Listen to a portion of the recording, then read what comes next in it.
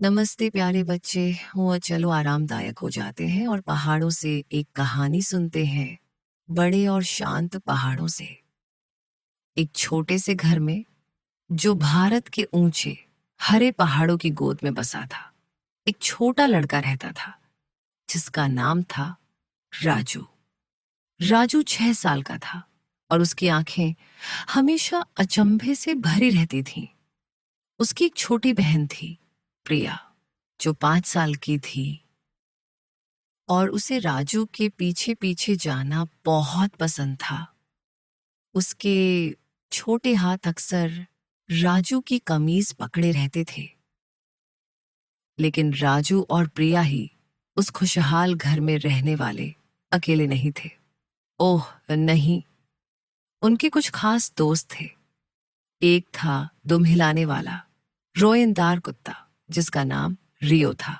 रियो के मुलायम भूरे बाल थे और एक पूंछ जो कभी खुश कहानियां सुनाना बंद नहीं करती थी।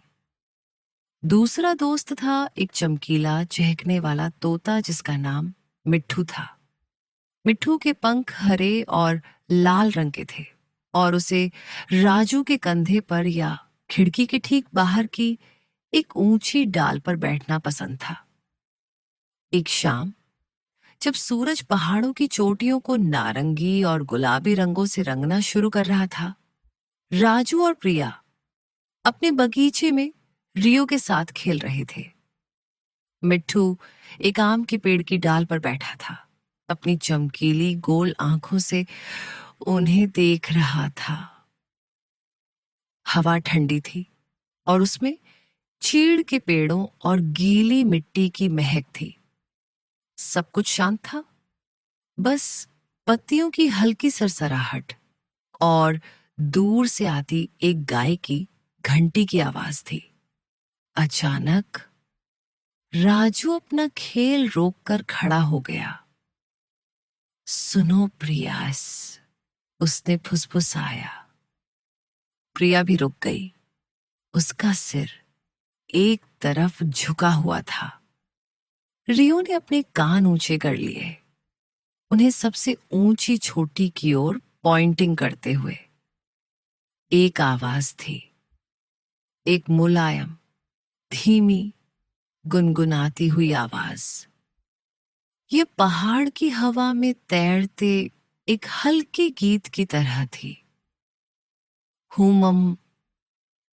राजू की आंखें और भी बड़ी हो गईं। यह कैसी आवाज है? उसने धीरे से पूछा। रियो ने एक मुलायम वूफ किया, लेकिन फिर कुछ अद्भुत हुआ। रियो का वूफ एक धीमी, गड़गड़ाती आवाज में बदल गया। ये आवाज राजू, रियो ने कहा। उसकी आवाज एक गर्म, धीमी गड़गड़ाहट की तरह थी। ऊपर से आ रही है, पुरानी चट्टानों से। राजू और प्रिया हैरान नहीं हुए या कूदे नहीं। वे कुछ समय से जानते थे कि उनके खास दोस्त बात कर सकते हैं। ये उनका खुशहाल रहस्य था। उन्हें बस अंदर एक जिज्ञासा का उबाल महसूस हुआ। पुरानी चट्टानें? राजू ने पूछा, सबसे ऊंची पर्वत छोटी की ओर देखते हुए।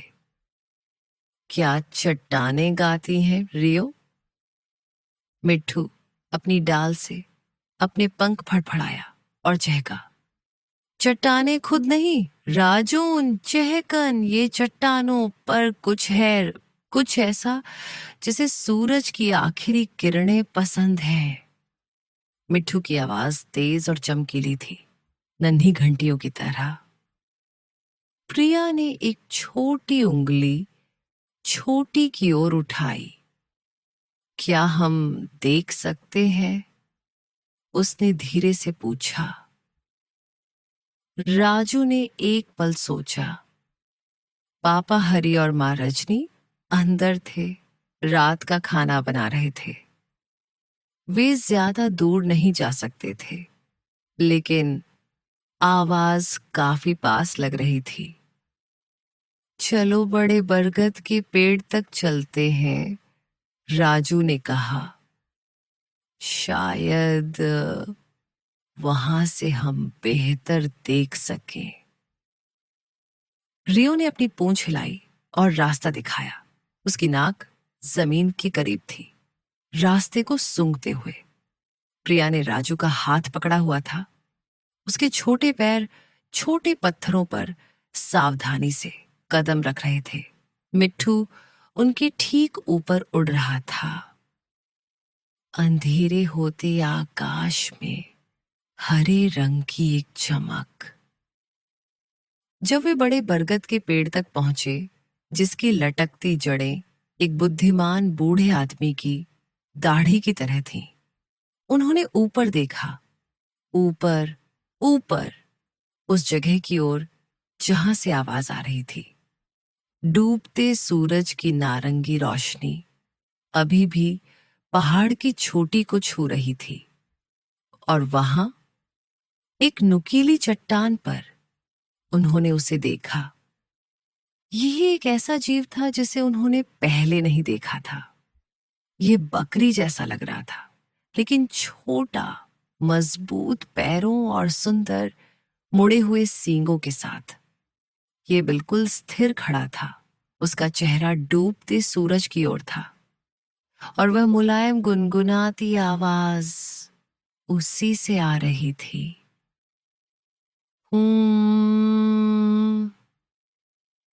ये क्या है? राजू ने अचंभे से फुसफुसाया। मिट्ठू राजू के कंधे पर धीरे से उतर गया। वह एक माउंटेन सेरो है राजुन चहकन। वे शर्मीले होते हैं, और कभी कभी जब सूरज डूबता है तो वे एक छोटी सी धुन गुनगुनाते हैं। शायद यह दिन को अलविदा कहने का गीत है। चहकन। रियो उनके पास बैठ गया, शांत आंखों से सेरो को देख रहा था। पहाड़ शांत गीतों से भरे हैं। उसने धीरे से गड़गड़ाया, हमें बस ध्यान से सुनना है। राजू और प्रिया सेरो को तब तक देखते रहे जब तक सूरज की आखिरी किरण भी छोटी से चली नहीं गई। गुनगुनाहट धीरे धीरे कम होती गई, जैसे पहाड़ों के लिए एक लोरी। उनके दिलों में एक शांत खुशी महसूस हुई। उनका घर रहस्यों और चमत्कारों से भरा था, जिसे वे अपने बात करने वाले दोस्तों के साथ साझा करते थे। जैसे ही आसमान में पहले तारे टिमटिमाए, वे अपने आरामदायक घर वापस चले गए। पापा हरी उन्हें रात के खाने के लिए बुला रहे थे। बाद में अपने मुलायम बिस्तरों में दुबके हुए राजू और प्रिया को नींद आ रही थी। रियो राजू के पैरों के पास एक गर्म रोएंदार कंबल की तरह सिकुड़ा हुआ था। मिट्ठू खिड़की के पास अपनी छोटी सी डाल पर सोया हुआ था। उसका सिर पंख के नीचे दबा हुआ था। राजू ने अपनी आंखें बंद कर लीं। वह अभी भी अपने मन में माउंटेन सेरो की हल्की कोमल गुनगुनाहट सुन सकता था। प्रिया अपने तकिए से और चिपक गई। उसने रियो के गर्म बालों और मिट्ठू के चमकीले पंखों के बारे में सोचा।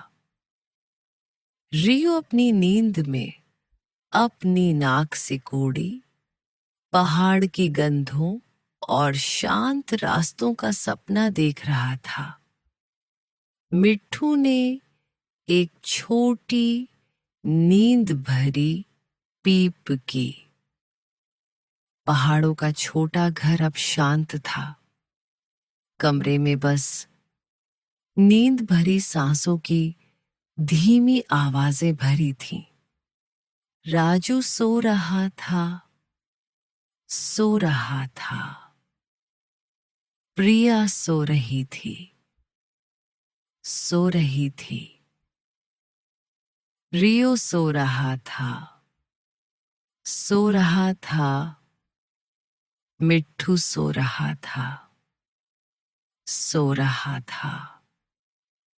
चारों दोस्त अपने पहाड़ के घर में गर्म और सुरक्षित शांति से सो गए, सो गए। शुभ रात्रि प्यारे बच्चे, आराम से सो।